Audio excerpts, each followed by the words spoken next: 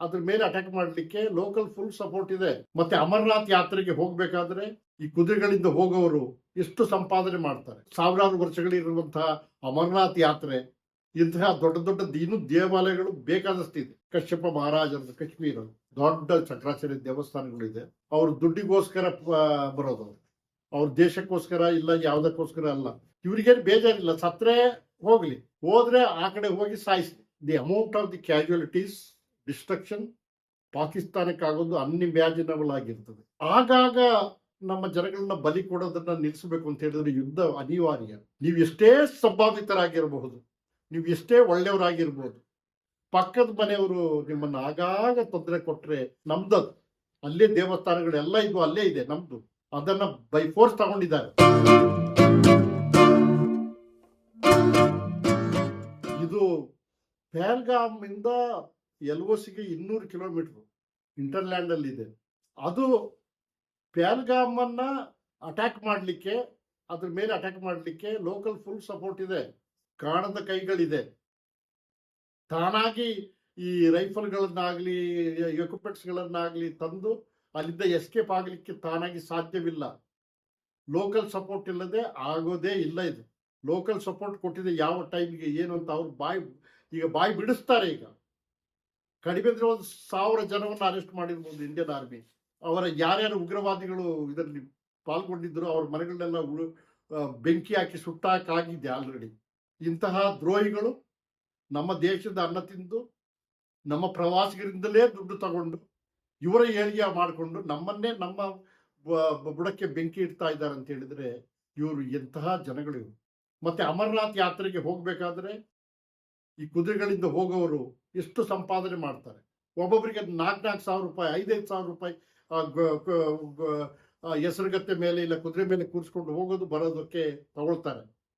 ಅವರಲ್ಲಿ ಯಾವ ಬೇರೆ ಕಾರ್ಖಾನೆಗಳಿಲ್ಲ, ಬೇರೆ ಯಾವ ಒಂದು ಇದಿಲ್ಲ. ಬರೀ ಒಂದು ಸ್ವರ್ಗ ಅಂತ ಹೇಳಿ ಆ ಸ್ವರ್ಗ ಟೈಪ್ ಜನ ನೋಡ್ಲಿಕ್ಕೆ ಬರ್ತಾರೆ ಅಂತೇಳಿ ಅದಕ್ಕೋಸ್ಕರ ಒಂದು ಟೂರಿಸಂಗೋಸ್ಕರ ಬದುಕಿದ್ದಾರೆ ಅವರು.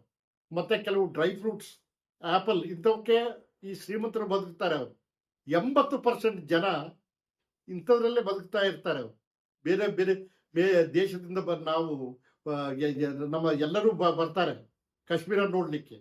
ಅವರಿಂದಲೇ ಶಾಲ್ ಆಗಲಿ, ಆಪಲ್ ಆಗಲಿ, ಡ್ರೈ ಫ್ರೂಟ್ಸ್ ಆಗಲಿ, ಜಗ ನೋಡೋದಾಗಲಿ, ದೇವರ ನಮ್ಮ ಸನಾತನ ಸಾವಿರಾರು ವರ್ಷಗಳಿರುವಂತಹ ಅಮರನಾಥ್ ಯಾತ್ರೆ, ಇಂತಹ ದೊಡ್ಡ ದೊಡ್ಡ ಇನ್ನೂ ದೇವಾಲಯಗಳು ಬೇಕಾದಷ್ಟಿದೆ. ಅದು ನಮ್ಮ ಹಿಂದೂಗಳಿಗೆ ಬಹಳ ಒಂದು ಪವಿತ್ರವಾದ ಜಾಗವನ್ನು ನೋಡ್ಲಿಕ್ಕೆ ಖಂಡಿತ ಬರ್ತಾರೆ. ಆ ಸಮಯದಲ್ಲಿ ಎಷ್ಟು ಖರ್ಚು ಬೇಕಾದ್ರೂ ಮಾಡ್ತಾರೆ. ಅದರಿಂದ ಬದುಕೋರು ನಮ್ಮನ್ನೇ ನಮ್ಮ ಹತ್ರ ದುಡ್ಡು ತಗೊಂಡು ನಮ್ಮ ಇದನ್ನೇ ಮಾಡ್ತಾರೆ. ನಾವು ಮಿಲಿಟರಿಯಲ್ಲಿ ನೋಡಿದ್ದೇವೆ, ಆಪರೇಷನ್ ಸದ್ಭಾವನಾ ಹಾಗೆ ಹೀಗೆ ಅಂತ ಮಾಡಿ ಅವರಿಗೆ ಸ್ಕೂಲ್ಗಳು ಕಟ್ಟಿಸ್ಕೊಡೋದು, ಬ್ರಿಡ್ಜ್ಗಳು ಕಟ್ಟಿಸ್ಕೊಡೋದು, ಅವರಿಗೆ ಸಾಕೋದು, ಅವರಿಗೆ ರೇಷನ್ ಕೊಡೋದು, ಅವರಿಗೆ ಎಲ್ಲ ಒಳ್ಳೇದು, ಅವ್ರ ಮನಸ್ಸು ಚೇಂಜ್ ಆಗಲಿ, ಎಲ್ಲ ಮಾಡಲಿ ಅಂತೇಳಿ. ಆದರೂ ಸಹ ಕೆಲವು ಸಮಯದಲ್ಲಿ ಎಲ್ಲಿ ಆರ್ಮಿ ಮೇಲೆ ಅಟ್ಯಾಕ್ ಆಗ್ತದೆ, ಇವ್ರದ್ದು ರೋಲ್ ಎಲ್ಲ ಇದೆ ಅಂತ ಗೊತ್ತಾಗಿದೆ ನಮ್ಗೆ. ಈ ಭಾರತದ ಈ ಉತ್ತರ ಭೂಭಾಗ 3 ಲೇಯರ್ಸ್ಗಳಲ್ಲಿದೆ. ಒಂದು ಶಿವಾಲಿಕ್ಸ್, ಆಮೇಲೆ ಹಿಮಾಲಯದಿಂದ ಆ ಕಡೆ ಟ್ರಾನ್ಸ್ ಹಿಮಾಲಯ. ಶಿವಾಲಿಕ್ ಅಂದ್ರೆ ಶಿವನ ಮೇನ್ ಇದು, ಅದು ಡೆಹ್ರಾಡೂನಿಂದ ಹಿಡಿದು ಜಮ್ಮು ಕಡೆಯಿಂದ, ಮತ್ತೆ ವೈಷ್ಣೋ ದೇವಿ ದೇವಸ್ಥಾನಗಳು. ಈಗ ಸಹ್ಯಾದ್ರಿ, ಯಾವ ರೀತಿ ಸಹ್ಯಾದ್ರಿ ಇದೆ, ಸಹ್ಯಾದ್ರಿ ರೇಂಜಸ್, ಆ ರೀತಿ ಒಂದು ರೇಂಜ್ ಇದೆ. ಅದಾದ ನಂತರ ಹಿಮಾಲಯ ಪರ್ವತ, ನೆಹರು ಟನಲ್, ಜವಾಹರ್ಲಾಲ್ ನೆಹರು ಟನಲ್ ಆದಮೇಲೆ ಕಾಶ್ಮೀರ ಶುರುವಾಗುತ್ತೆ. ಕಶ್ಯಪ ಮಹಾರಾಜರದ ಕಾಶ್ಮೀರ, ಶಂಕರಾಚಾರ್ಯರದ ಒಂದು ಮಠನೂ ಇದೆ, ದೊಡ್ಡ ಚಕ್ರಾಚಾರ್ಯ ದೇವಸ್ಥಾನಗಳಿದೆ. ಈ ಪಹಲ್ಗಾಮ್ಗೆ ಅನಂತನಾಗ್ ಹೋಗ್ಬೇಕಾದ್ರೆ, ಅನಂತನಾಗೆಲ್ಲ ಕ್ರಾಸ್ ಮಾಡಿ ಹೋಗಬೇಕಾದ್ರೆ 2 ಕಡೆ ಅಮರನಾಥ್ಗೆ ಜಾಗ ಇದೆ. ಒಂದು ಬಾಲ್ಟಾಲ್ ಕಡೆಯಿಂದ, ಶ್ರೀನಗರದಿಂದ ಮುಂದೆ ಹೋಗಿ ಅಲ್ಲಿಂದ ಒಂದು 15 ಕಿಲೋಮೀಟರ್ ನಡಿಬೇಕು, ಅಮರನಾಥ್ ಸಿಗ್ತದೆ. ಇನ್ನೊಂದು ಪಹಲ್ಗಾಮ್ ರೋಡಿಂದ ಹೋಗಬೇಕು. ಪಹಲ್ಗಾಮ್ ನಾರ್ಮಲ್ ಎಲ್ಲ ಗುಡ್ಡಗಾಡುಗಳು ಎಲ್ಲ ಇದೆ, ಸ್ನೋ ಬೌಂಡೆಡ್ ಇದೆ, ಒಳ್ಳೆ ಅಡವಿ ಇದೆ, ನದಿಗಳಿದೆ, ಝರಿಗಳಿದೆ, ತುಂಬಾ ಒಂದು ಸುಂದರವಾದ ಜಾಗ. ಅದನ್ನು ಯಾರೋ ಸ್ವಿಟ್ಜರ್ಲ್ಯಾಂಡ್ ಟೈಪ್ ಇದೆ ಅಂತ ಹೇಳ್ತಾರೆ. ಹೌದು, ನಾನು ಆ ಏರಿಯಾಕ್ಕೆ ಕೆಲವು ಸರಿ ನಾವು ಬರೀ ನಡೆದೇ ಹೋಗಿದ್ದೀವಿ. ನಾನು ಚಿಕ್ಕ ವಯಸ್ಸಲ್ಲಿ ಕ್ಯಾಪ್ಟನ್ ಆಗಿದ್ದಾಗ ಮೌಂಟೇನ್ ರಿಸ್ಕ್ ಅದು ಕೋರ್ಸ್ಗಳನ್ನು ಟ್ರೈನಿಂಗನ್ನು ಮಾಡಿದ್ದೀವಿ. ಪೂರಾ ಕಾಶ್ಮೀರ ಆ ವ್ಯಾಲಿಯನ್ನೆಲ್ಲ ನಾವು ನಡೆದೇ ನೋಡಿದ್ದೀವಿ. ಬಹಳ ಸುಂದರವಾಗುತ್ತೆ.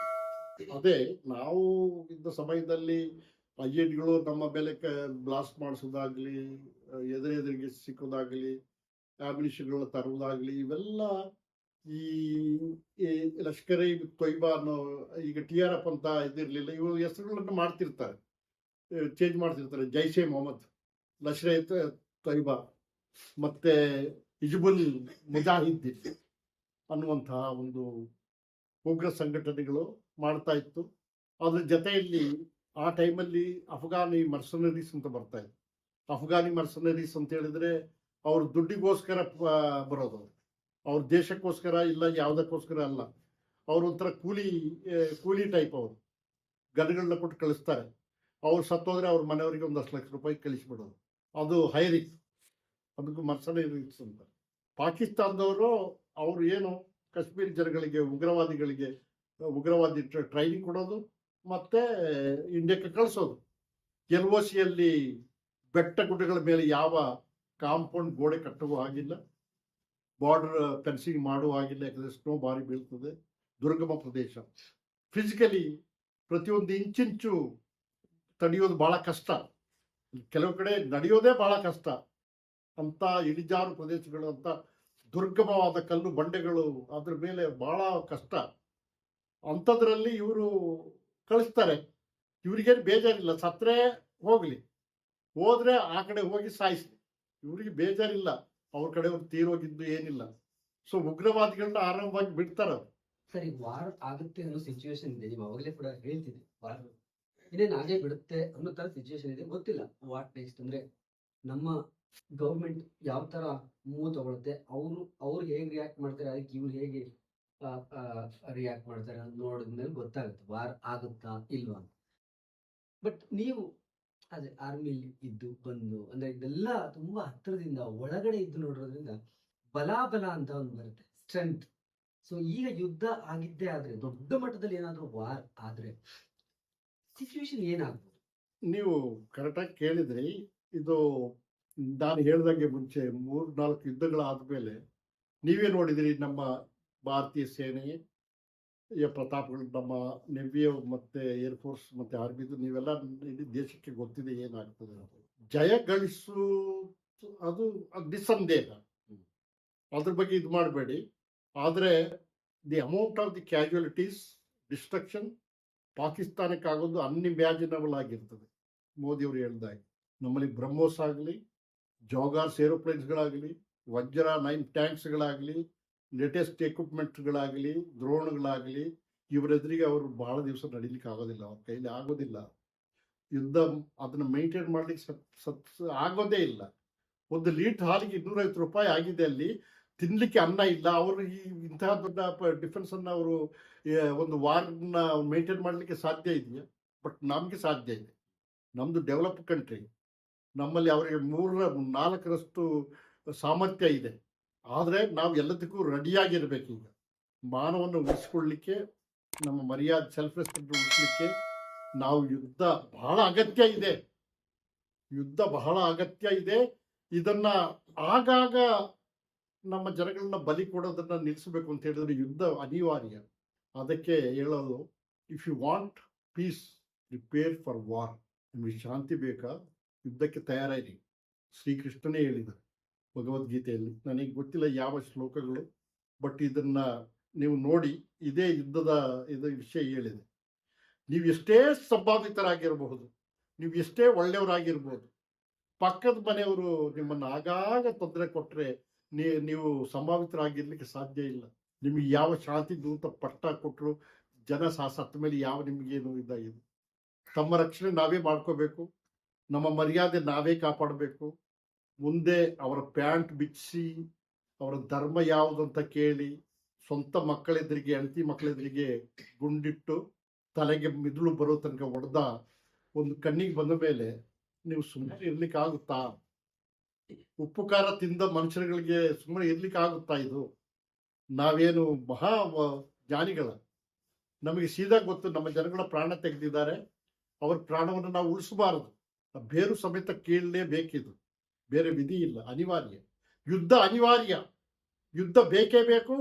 ಆದರೆ ನೀವು ಕೇಳಿದ ಕ್ವಶನ್ ಏನಾಗ್ಬೋದು POK ನಾವು ತಗೋಬೇಕು, ಪಾಕಿಸ್ತಾನಿ ಆಕ್ಯುಪೈಡ್ ಕಾಶ್ಮೀರ, ಅದೇ ನಮ್ದದು. ಅಲ್ಲೇ ದೇವಸ್ಥಾನಗಳೆಲ್ಲ ಇದು ಅಲ್ಲೇ ಇದೆ ನಮ್ದು. ಅದನ್ನು ಬೈ ಫೋರ್ಸ್ ತಗೊಂಡಿದ್ದಾರೆ. ಅಲ್ಲೇ ಮುಜಾಫರಾಬಾದ್ ಅಲ್ಲೆಲ್ಲ ಇದೆ. ಆ ಮುಜಾಫರಾಬಾದಲ್ಲೇ ಸೈಯದ್ ಹಫೀಜ್ ಅವರು ಇವರೆಲ್ಲ ಅಲ್ಲೇ ಅವರ ಇದಿದೆ. ಸರ್ಜಿಕಲ್ ಸ್ಟ್ರೈಕ್ ಮಾಡಿದ್ದೀವಿ, ಬಾಲಾಕೋಟ್ ಸ್ಟ್ರೈಕ್ ಮಾಡಿದ್ದೀವಿ, ಉರಿ ಸ್ಟ್ರೈಕ್ ಮಾಡಿದ್ದೀವಿ. ಉಗ್ರವಾದಿಗಳು ಕಮ್ಮಿ ಆದ್ರೆ ಸ್ವಲ್ಪ ವರ್ಷಗಳು ಸುಮ್ಮನಿದ್ದರು, ಮತ್ತೆ ಶುರುವಾದವು. ಈಗಲೂ ಉಗ್ರವಾದಿಗಳನ್ನ ಕೊಂದು ಸ್ವಲ್ಪ ಇದು ಮಾಡಿದ್ರೆ ಮತ್ತೆ ಶುರು ಆಗ್ತದೆ. ಯಾರು ಇದಕ್ಕೆ ಹೊಣೆ?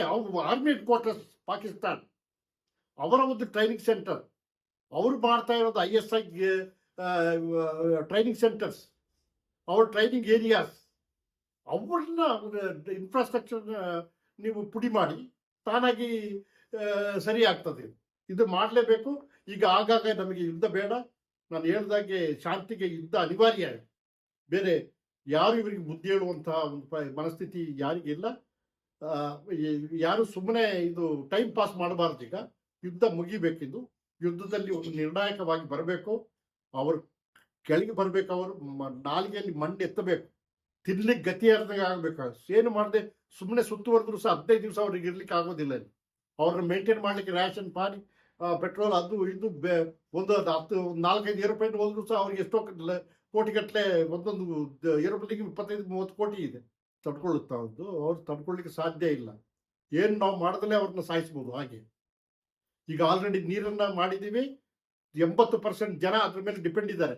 ಗೋಧಿ ಮತ್ತೆ ಭತ್ತ ಮತ್ತು ಕಬ್ಬು, ಇಂಡಸ್ ನಾನು ನೋಡಿದ್ದೀನಿ, ಅದು ಇದರಲ್ಲಿ RPV ಓಡಿಸಿ ನಾನು ನೋಡಿದ್ದೀನಿ. ಆ ಇಂಡಸ್ ರಿವರ್ ಜೊತೆಯಲ್ಲೇ ನಾನು ನೋಡಿದ್ದೀನಿ. ಎಲ್ಲ ಪೂರ್ತಿ ಫಸ್ಟ್ ಕ್ಲಾಸ್ ಫಲವತ್ತಾದ ಜಮೀನು. ಯಾಕೆ? ಇದು ಸಿಂಧು ನದಿ ಸಿಂಧು ನದಿಯಿಂದಲೇ ಅವರಿಗೆ ಜೀವನ ಹೋಗಬೇಕು. ಈಗ 15 ದಿವಸ ನೀರಿಲ್ದಂಗೆ ಡ್ರೈ ಆದ ಮೇಲೆ ಅವರ ಕ್ರಾಪ್ಸ್ ಎಲ್ಲ ಹಾಳಾಗಬೇಕು. ಊಟಕ್ಕೆ ಗತಿ ಇಲ್ದಂಗೆ ಬಾಯ್ ಬಡ್ಕೋಬೇಕು. ಅವ್ರ ಮಹಿಷಾಸುರಗಳಿದ್ದಂಗೆ ತನ್ನ ತಲೆ ಮೇಲೆ ಕೈ ಇಟ್ಟು ಅವರೇ ಭಸ್ಮ ಆಗ್ತಾ ಇದ್ದಾರೆ. ಈಗ ಭಸ್ಮ ಆಗ್ಲಿಕ್ಕೆ ಉಂಟು, ಆಲ್ರೆಡಿ ಇದೆಯಲ್ಲ, ನಮ್ಮ ಇಂಡಿಯಾದಲ್ಲೇ ಇದೆ ಕಾಶ್ಮೀರ. ನೀವು POK ವಿಷಯ ಅದು ಬೇರೆ, ಬಟ್ ಕಾಶ್ಮೀರ ನಮ್ದು. ಕಾಶ್ಮೀರ ನಾವು ಕಾಶ್ಮೀರದಲ್ಲೇ ಇರೋದು, ನಮ್ಮ ದೇಶ ಅದು. ನಾನು ಮಾತಾಡ್ತಿರೋದು POK. ನಾವು POK ತಗೋಬೇಕು ಫಸ್ಟು. ಕಾಶ್ಮೀರ ನಮ್ದು. ಯಾಕೆ 1947 ನಂತರ ವಿಭಜನೆ ಆದ ನಂತರ ಕಾಶ್ಮೀರ ನಮಗೆ ಬಿಟ್ಟಿದೆ. ಮಹಾರಾಜ ಹರಿಸಿಂಗ್ ಬರ್ಕೊಟ್ಟಿದ್ದಾರೆ. ಹಿಂದೂ ಪಂಡಿತರನ್ನ ಕಳಿಸಿದ್ರು, ಎಲ್ಲರ ಕೊಂದ್ರು, ಏನೇನೋ ಮಾಡಿದ್ರು, ಇಸ್ಲಾಮೈಸೇಷನ್ ಮಾಡಿದ್ರು. ಅವರ ಮನಸ್ಸು ಶಾಂತಿ ಆಗಲಿಲ್ಲ.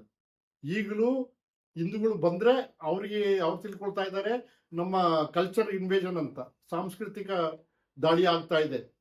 ಹಿಂದೂಗಳು ಬರಬಾರ್ದು ಇಲ್ಲಿ ಕಾಶ್ಮೀರಕ್ಕೆ ಅಂತ ಒಂದು ಗುಂಪು. ಇನ್ನೊಂದು ಗುಂಪು ಬರಲೇಬೇಕು ನೀವು, ಇಲ್ಲದ್ರೆ ನಾವು ಸತ್ತೋಗ್ತೀವಿ, ಪ್ರವಾಸಿಗರು ಬರ್ತಿದ್ರೆ ನಾವು ಹೋಗಿ ಬಿಡ್ತೀವಿ ಅಂತೇಳಿ.